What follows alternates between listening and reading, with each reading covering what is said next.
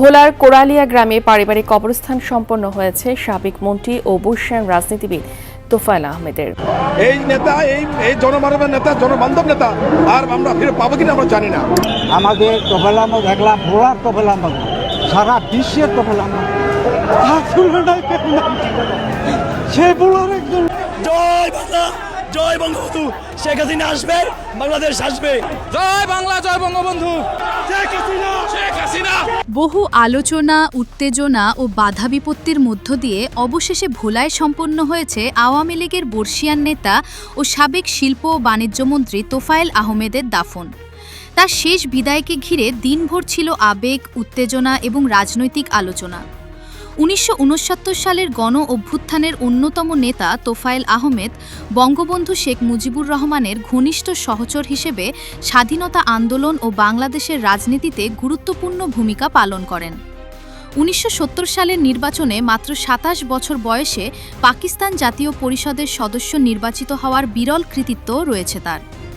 দীর্ঘ রাজনৈতিক জীবনে একাধিকবার মন্ত্রীর দায়িত্ব পালন করা এই নেতা সর্বশেষ আওয়ামী লীগের উপদেষ্টা পরিষদের সদস্য হিসেবে দায়িত্ব পালন করছিলেন।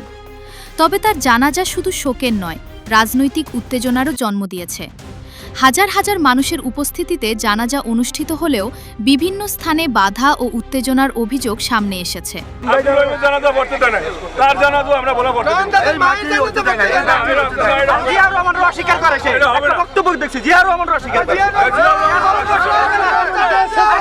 জানাজাকে কেন্দ্র করে ছাত্রদলের কিছু নেতাকর্মীর ভূমিকা নিয়ে আলোচনা তৈরি হয়েছে। বিষয়টি নিয়ে কড়া প্রতিক্রিয়া জানিয়েছেন সংসদের স্পিকার মেজর হাফিজ। তিনি এ ধরনের কর্মকাণ্ডের নিন্দা জানিয়ে রাজনৈতিক সহনশীলতা বজায় রাখার আহ্বান জানান। তিনি যে কত একজন কুশলী সমরনায়ক ছিলেন মুক্তিযুদ্ধে, তার যে সামরিক অঙ্গনে যে তার কি তেজোদীপ্ত ভূমিকা ছিল এই সম্পর্কে জানার সুযোগ হয়নি, কারণ ক্রমাগত ইতিহাস বিকৃত হয়েছে। এমনকি লাইভে এসে বিএনপি নেতাকর্মীদের সংযত ও নিয়ন্ত্রণে থাকার বার্তাও দিয়েছেন বলে আলোচনা চলছে। বিএনপির নেতাকর্মীদেরকে অনুরোধ করব, তারা যেন আওয়ামী লীগ বা অন্য কোনো দলীয় কোনো সমর্থকের সাথে যেন রূঢ় ব্যবহার না করে, কারো প্রতি যেন কোনো অন্যায় আচরণ না করা হয়। কেউ যদি আইন নিজের হাতে তুলে নেয় তাকে কঠোর শাস্তির মুখোমুখি হতে হবে। তোফায়েল আহমেদের শেষ বিদায় ছিল আবেগঘন।